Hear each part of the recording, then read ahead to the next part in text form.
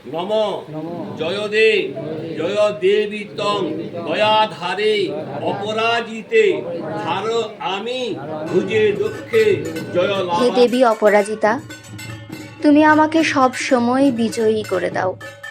আমার মঙ্গল এবং বিজয় লাভের জন্যই তোমাকে ডান হাতেই আমরা ধারণ করছি।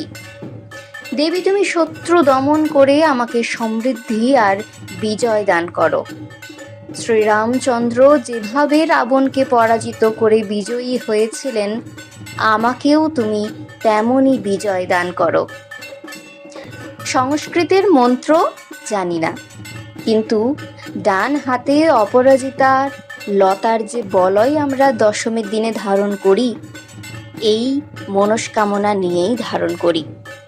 এবছরও তার ব্যতিক্রম ছিল না। মায়ের যাবার পালা। প্রতিমা নিরঞ্জনের আগেই, ঘট বিসর্জনের সঙ্গে সঙ্গেই মূর্তি হয়ে যায় নিষ্প্রাণ। কিন্তু তাই কি? তা তো নয়।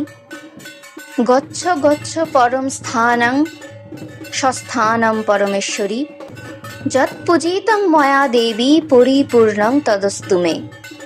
গচ্ছ গচ্ছ পরম স্থানং যত্র দেব মহেশ্বর, সমবৎসর ব্যতীতে তু পুনরাগমনায় চ। দর্পণ বিসর্জনে এই মন্ত্রই তো আমরা পাঠ করি।